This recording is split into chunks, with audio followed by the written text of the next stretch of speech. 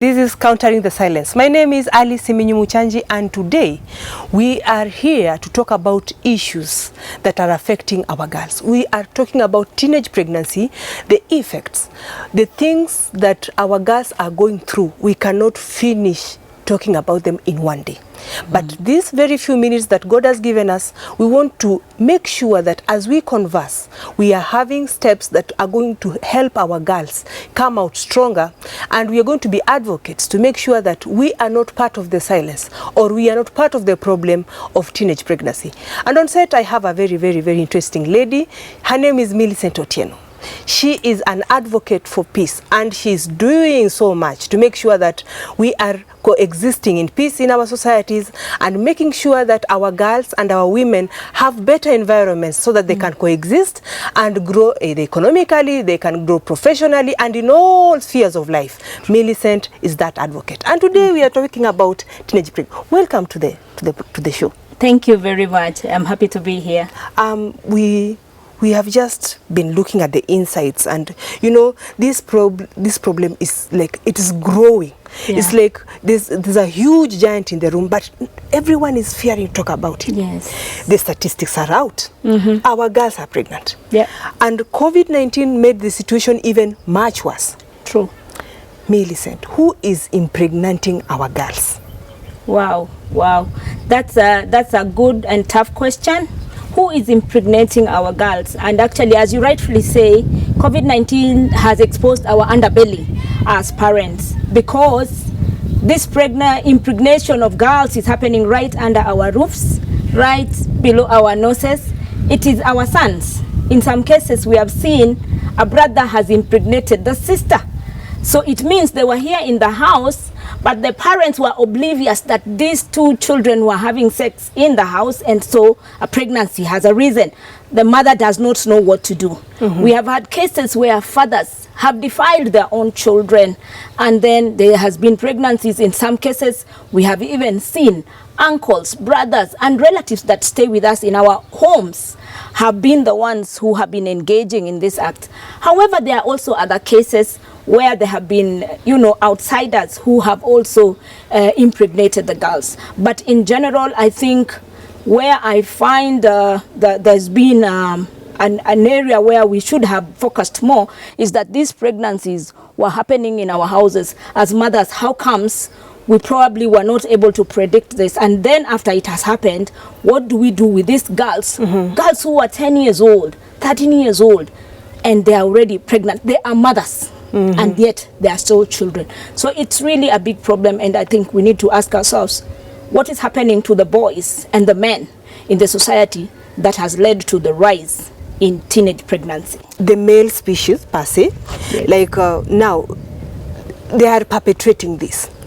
Do you think it's high time to change tact? Because we have been looking at them as the perpetrators of this evil.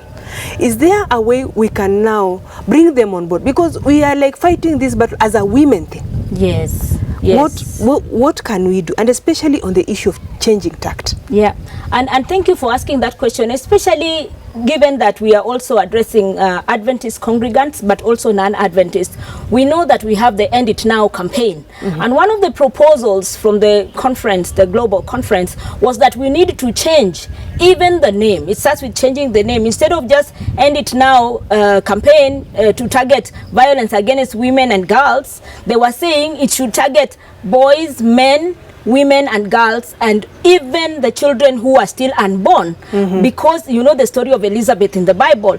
The fetus in her stomach was already classified as a child because there was breath of life. And so I see, even as a person who is working with the civil society, we have been trying to engage the men. We had the He for She campaign, where we were engaging the men, and we are talking with the border riders and asking them, this could be your sister.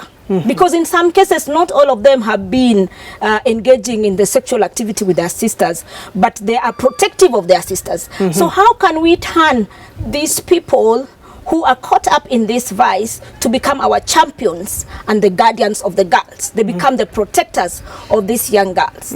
That means we have to now target our education to also not just speak to the girls, protect yourself, do this and do that, but also ask the men, how would you feel if this was happening to your child? How can you be then a better mother and a better father? So again, it has to be collective.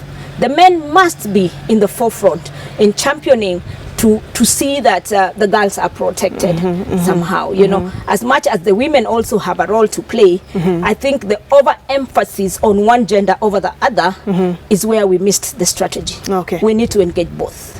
Very, very good insights. And of course, we are talking about countering the silence. Yes. We are speaking maybe to a young girl at home who is pregnant. Yes. We are talking to a mother whose child is pregnant. We are talking, and there's a father who's watching, whose child is pregnant. Now, where do we start from? Like, my child is pregnant, where can I start from? Again, I want to say that the programs are there, the ideas are there, but the actualization has been a little bit challenging because, as they say, the fish rots from the head. We are asking ourselves why the men are impregnating our young girls, and we are not asking ourselves as mothers, what are we doing to model this way of life that respects, that the girl child will respect herself? Have we been so shy as a church even to talk about abstinence because we want to be woke, we want to be compliant? Have we forgotten our morals in such a way that we don't engage constructively with our girls? Because I believe that how we bring up our girls and how they relate with each other has also affected, and how we relate with our children. And fathers, for example, have abdicated their roles as fathers, although, you know, society sees the girl child as the best friend of the father. The father becomes almost like the first love, and so they look at the father, and if the father behaves in a manner that is not modeling a way of life that shows respect for the girl or for the body of a woman, then it does not matter what kind of training we are doing. Children learn from seeing. I feel that, yes, the programs we are doing to create awareness are good, but we need to inculcate this and make it a way of life. I am pleading. It starts with me. It starts with my husband. It starts with my boy child. If I have a boy, am I bringing up this boy to respect the body of a woman and to respect that this is a minor? You know, so I guess that's where we need to now put more emphasis. We need to say minors are off the hook. And we also need to go back to the place of morality. You can't just use your body the way you think you want to use it, because we are children of God, and the Bible says your body is the temple. So as we teach our children and we model, because they will look at us, our girl children will look at us and say, Mom, you said my body is the temple of the Lord, but you are not handling yours as the temple of the Lord. How do you expect me then to do this? You know, so again, another thing that we need to do, let us strive to provide for our children. We provide. Because the statistics you talk about, sadly for us, we have had cases where some girls have got pregnant because of sanitary towels. They went to have sex. They want sanitary towels. The church has to speak about this. The ministry of compassion has to be realized, and it must be holistic. Let us involve the men and the women. The clergy. You have a big role. You have a voice. So let us not perpetrate this within the church. Preach water and take wine. Let us journey together. The transformation will come. And if we put God at the center, because we have left God, you know, we are doing things by our own intelligence, intellect, and we think we know. But it is only by the grace of God, it is only through the Spirit of God that we can really be upright in our way of life. And that will help our children, our girls and our boys. Thank you so much, Millicent. Yes. It has been a very, very good conversation between me and my sister Millicent. It cannot just be silence. It will turn into silence if we decide to.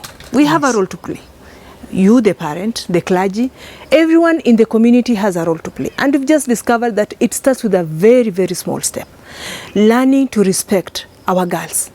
They may be very naive, they may be very small, they may not understand it now, they may be caught up in the infatuation, but you have a role to play, especially the male person, to tell that child, no mama, this is not right. She will not know it now, but later on she will thank you in life that you respected her dignity.